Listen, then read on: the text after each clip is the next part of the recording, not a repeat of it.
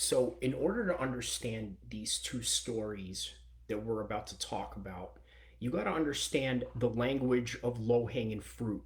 And what exactly does that mean? Well, what that means is that when you don't like somebody or hate somebody so bad, you're willing to say anything to get to them or hurt their feelings. And I think that's really what's going on here. On the one hand, you have Conor McGregor claiming that he can beat True Geordie in a fight, and then True Geordie claiming the same thing. On the other hand, and the other story that we're covering right now is Tyan Booth in a situation where he hates this guy Coogan so bad that he's willing to say anything to get under his skin. But not only get under his skin, also use some sort of content that is funny, something that is witty, something that a lot of people can find as a shock value, very similar to the likes of, let's say, Howard Stern or people that rap like Eminem, and all these things that come to the fold of two people having a verbal argument, having a verbal beef, or having some kind of toss up online. So, the one thing that has to be understood here, first and foremost, is the language of the low hanging fruit. And what exactly does that mean? Well, speaking of Eminem, you guys seen 8 Mile.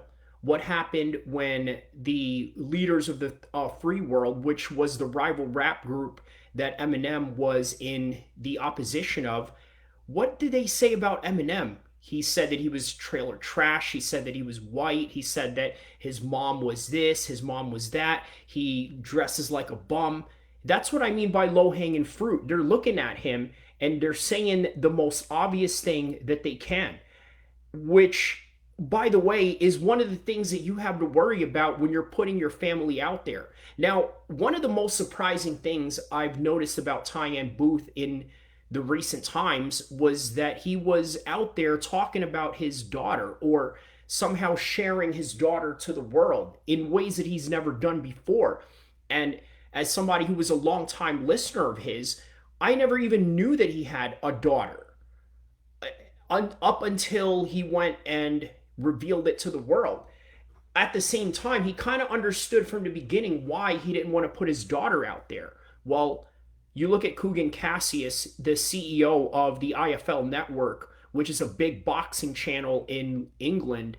What does this guy do? He goes and posts things about his family, about his daughter, only for Tyan Booth to use it as a low hanging fruit to attack him. But in the midst of that, it made Tyan Booth look bad because there was a connotation of some sort of, how do I say this, a Nonce type of joke, or a joke that basically borderlined child molestation, which, by the way, you got to understand a couple of things about this, right? Did this make Tyan Booth look good in any capacity at all? Not one bit, because any God-fearing man out there, or any man out there that has any sense of protecting children, are going to find this disgusting. But at the same time, you also got to understand a couple of things. Number one, you got to understand baseline personalities. Does Tyan Booth have what it takes in him to do these things to children in any kind of way? Well, the most plausible answer at the current moment of time is no. And why? Well, let me explain why. For one, in the society that we live in, which are laws and regulations, he hasn't yet been convicted or arrested for any of these things. As a matter of fact, it seems that the opposite seems to be true. When you watch his live streams or his podcasts that he does, or whatever content he puts out there, he does a lot of sexual innuendos and concepts of, let's say, online dating, concepts of trying to talk with prostitutes, which, by the way, he's been in trouble of before because of posting it online, and for the local police of his area in Sheffield, the UK, to go and look into him, which he brought upon himself. Now, you could say that a lot of that is content driven, a lot of that is for shock value, but here's something you got to understand.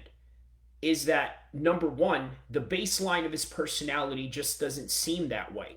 Number two, did what he say was very tasteless and very offensive to, let's say, people that have daughters like even himself? Of course. But we have to understand the reality of entertainment and everything that is brought upon in this type of industry that we have, in terms of the fight world, in terms of podcasting, in terms of content creation. Now, a lot of people do it that way in terms of shock value, in terms of trying to get an audience's attention in any possible way that they could. Did you know Logan Paul and Jake Paul were exactly that? They were the type of guys that in their earlier days of YouTube went into a shock value system of doing the most outrageous things for views and attention. And that is a reality for a lot of people. They do find themselves in a situation where they have to garner this attention in a negative way. But at the same time, there are others, let's say like myself, who doesn't really fall into that category. And the reason why I say that is because I just don't think and believe that making a content that is outrageous or something that is not a representative of yourself is conducive to a long-term happiness and ethos as a Muslim man. However, you got to take into consideration that other people out there have an appetite for this type of entertainment. And the way that society is going right now, you have to understand that this is the type of entertainment that people want. So people are going to try to push and try to shock people in limits that they've never been shocked before. Now, you got to understand, this is how Logan Paul got canceled back in 2017 when he went and made that suicide video in Japan. Why did he do that? Well, for the same exact reason why Tyan Booth made the joke that he did. Do I like the joke that he made? Absolutely not. I absolutely hate it. Because as a God-fearing man and somebody that cares about the well-being of children, of course, I should be offended by it. The problem with that is that I understand different nuances in terms of understanding people's baseline, in terms of understanding people's true history. And what do I mean by true history? Well, I'm talking about, has Tyan Booth ever been arrested for committing nonce acts or committing acts against minors in any kind of way? And the answer on record is no. However, you have to also understand that his jokes were tasteless as they are. And why is that? Well, because guess what? We live in a society where views are predicated on the shock value of what you can bring to your content. And anything less than that, well, people are just not going to be interested. However, there is a segment of people out there that are interested in the truth, that are interested in objective conversations, people that want the news right down the middle. Yes, there are people out there in society that want that, but you also have to understand they are the minority. For the majority of people out there that are looking for content, they want quick, witty, and shocking content to try to liven up their day, to try to somehow provoke a certain serotonin in their brains, or a certain feel-good mechanisms inside them, or somehow just this aspect of wanting to see other people fail, or seeing other people succeed, or seeing other people do great, or seeing other people do really bad. This is what people want in society, is the extreme side of life. Because if you ever notice, is it not true that a lot of homeless documentaries are pretty big out there, in the same kind of fashion that you would find a lot of documentaries that deal with the rich and famous as somewhat the same as compelling in that contrasting view of things? But the reality is that you got to understand, in order to understand this whole story between Tyan Booth versus Kugan Cassius and True Geordie versus Conor McGregor is that everything is all about bravado and all about lying to people in terms of trying to create shock value and things. And then also there's the aspect of the machismo culture where you can't back down and I'm not going to let you talk bad about me. Because here's one thing that you got to understand about Tyan Booth. The guy loves to shock people, but at the same time, you also have to understand that comes with consequences. So what happened with Tyan Booth and Anthony Joshua? Well, you see in this picture right here, a very famous incident that took place with Tyan Booth was when he went to Anthony Joshua's gym, which I believe was located in Sheffield, his hometown that he currently lives in. He goes to his gym, and you know that Tyan Booth has a history of talking bad about other boxing people, such as media entities in that sport by the name of Michelle Phelps, Kugan Cassius, and of course he talks bad about other boxers, David Haye, Anthony Joshua, Gerald McLennan, always commenting and saying things about how he deserved to be blind because of his actions that he did as a fighter or during his prime when he had those dog fighting rings and his animal abuse and human rights records and that aspect that he didn't agree with. So he goes after anyone and everyone that is, I mean, you would say low-hanging fruit, but at the same time, people that sort of deserve it, right? And Anthony Joshua, what does he say about Anthony Joshua? Well, he believes that Anthony Joshua is fake. So one day, Anthony Joshua goes and tries to confront him about it. He's like, man, what's up? Why did you do this? Why did you say this about me? I want you to get out of my gym. And in Tyan Booth's account of that incident, which you see in the portrait right here in the bottom left corner of the screen, which was depicted by some artist made for his Patreon, well, the guy basically told him to get out of the gym because he felt disrespected. And what is the concept of that? Well, Anthony Joshua is feeling a little bit machismo. He's like, man, I can't let this guy talk bad about me, even though you could say that Anthony Joshua is in a way higher level than Tyan Booth in terms of boxing, of course. Now, maybe in terms of media content, then you could say that you got to admit Tyan Booth has a certain level of following about him. Why? Because he shares the British spirit of banter, of going the extra mile, of pushing the limits to try to offend someone or to try to stir things up. And it has consequences. You have the attention of these fighters going after you. Just like True Geordie making comments about Conor McGregor looking like he's drugged up at the same time. You got to understand that a lot of these criticisms are warranted. Okay? Because you got to think, Tyan Booth and his criticism towards Anthony Joshua is within the frame of, well, you're fake. You're supposed to be this top dog gangster or whatever, but yet you act like this goody two-shoe, a poster boy for armor, and someone that is very similar to GSP in his prime. Now, the problem was GSP was really like that. He really was a nice guy. He really was somebody that was great to be a role model towards. Khabib, the same thing. Anthony Joshua is not that guy, and there's nothing wrong with that. He came from the streets. He has a certain attitude about him. Instead, he would rather have been promoted in the same similar fashion as Craig David, as this clean-cut guy of black British man that is clean-cut, somebody that your kids can look up to. So there's a lot of pressure to go into that. But then when you have these incidents where people like Tyan Booth or those college kids that he tried to fight, right?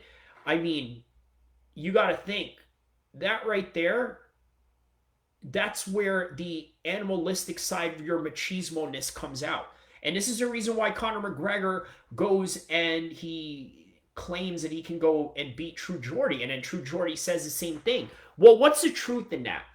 Right? Because obviously this is a mixed martial arts podcast. This is a combat sports podcast. We talk about real fighting and we talk about real situations of what will happen in fights. Well, it's not far-fetched to say that on any given night, True Geordie could potentially beat Conor McGregor in a street fight if, let's say, he goes and sucker punches him.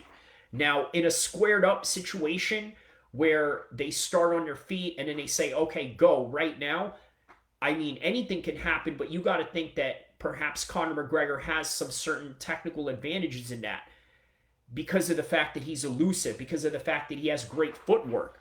But here's the thing. What if all the things that True Geordie is saying about Conor McGregor is true? Right? What do I mean by that? Well, what if all those things are true regarding the fact that, well, Conor McGregor is just not the same Conor McGregor anymore, right? He's not that witty. He's not that fast in terms of his twitch muscles that he can perform in the octagon. Well, True Geordie, he's 290 pounds. He's not really that much faster than Conor at that rate. And I've seen him spar in some boxing videos that he did. The guy looked like he was gassed out in maybe later rounds, or maybe even in some videos where he was hitting pads. He just didn't look like somebody that would look sharp later on as the rounds progress. But nonetheless, it's not anything that can be some sort of reality to any degree, right? Why? Well, because you got to understand, True Geordie is not a UFC fighter, and Conor McGregor is never going to fight outside of the UFC, nor will the UFC ever sanction or allow a fight like this to go on, right? But that's what I mean. That's what I mean when I say that there's a lot of bravado that is involved in combat sports. And if there isn't any bravado, guess what? There's going to be a high population of people out there that are not going to watch. So you got to think, if you're a hardcore mixed martial arts fan or a hardcore boxing fan, you have to take this into account. Number one, if you're a hardcore fan, you are the minority. And if you are the casual fan, you are the guy that Eddie Hearn, Dana White, Bob Arum, Scott Coker, Chatri, the owner and the CEO of ONE FC, all these guys, their job every weekend is to get the casuals like you who have to go out every Saturday, right? You ever met those people that always have to go, oh, what you doing Friday or what you doing Saturday? You always got to go out. All these people, you got to understand, they're not fight fans. They have other interests. They want to watch the movies that come out on Friday, the movies that come out on Saturday, the shoes that are going to come out the next day on a particular day of the week, and then floss it into clubs during the weekends of the Fridays and Saturdays. Their entire job, those promoters that I just mentioned, their job is to get those people out of those situations on their weekend habits and their weekend plans and into their homes to watch the fights or to travel to the venues of the fights, book a hotel, and be part of the fight week atmosphere. That is their job. Their job is to get those people. Those are the casuals. Now, the hardcores, those are the guys that are always going to watch all the fights from the top main event championships to the, I guess, mid-tier level guys, or the guys that are just fighting regular fight nights on any given Saturday, not a particular big pay-per-view event or anything like that. But guess what? These promoters, their job is to make these big pay-per-view marquee matchups and to try to get those casuals into the seats. And guess what? None of these casuals care about British titles or American NABC titles or WBC, or the difference between the IBF or the difference between the UFC as opposed to Strikeforce and Bellator. These people, what they want is maximum violence, right? But the other portion of that are hardcore fans that are going to watch every card there is. But guess what? They're the minority.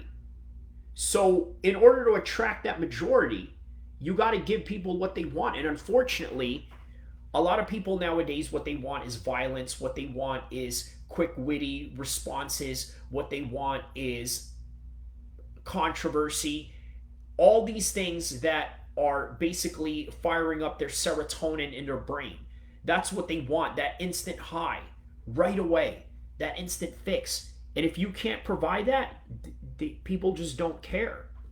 That's why, for me, I personally don't really care about trying to play a character or trying to impress anybody or even uh, go on camera as often as I can or not or whatever. None of these things I care about. What I care about is giving people the objective point of view.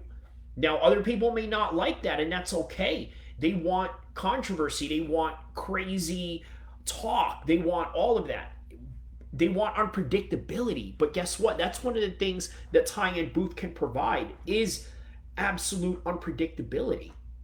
And fight talks as well, and the entertaining aspects of him going at fighters that he knows and the stories that he tell and the experience that he's had with some top level guys that he's trained with and fought against.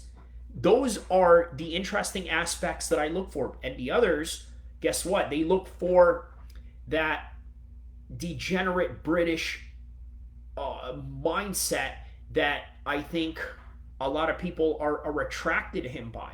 For me personally, as a fan and a listener of his show, one of the things that I look forward towards about it is his stories against other fighters or people that are within the boxing business. In the same similar fashion, when I had some run-ins with Sean Strickland when he went and commented on my page and said some xenophobic comments regarding Muslims in Brazil and things of that nature, right? Like Tyan Booth has millions of those stories to tell in terms of the people that he runs across British boxing. So once again, this is all about entertainment and bravado. And anything else other than that, people just don't really care about. I mean, people are always going to tell and love the truth, but then there's people that just want to be lied to and want to be entertained and don't really care about being educated. And as long as those people are going to be around, you got to understand that all these things are going to continue to happen. All these controversial comments and these controversial contents that people make in order to try to entertain you and to try to get your attention. And for me, I'm no different in any of that. The only difference is I just want to go about it a different way. I just want to talk about fighting. I want to talk about the truth. I want to talk about things that actually happen as opposed to my own opinion on things, which I can also display. But at the same time, I enjoy being a classic journalist in terms of giving you the point of view down the middle. And then there are others that just want to do it in a very entertaining fashion of insulting people, talking bad about other people. But again, a lot of these things are entertainment, but also take it with a grain of salt, will ya? Because this is the reality of it. You're going to think the way that you're going to think about other people, but at the same time, the truth is the truth, and the reality of our current world right now is as messed up as it is, and people just want hardcore entertainment, and sometimes entertainment that is not entertaining to others. But that's all I got for this particular segment. Enjoy the fights.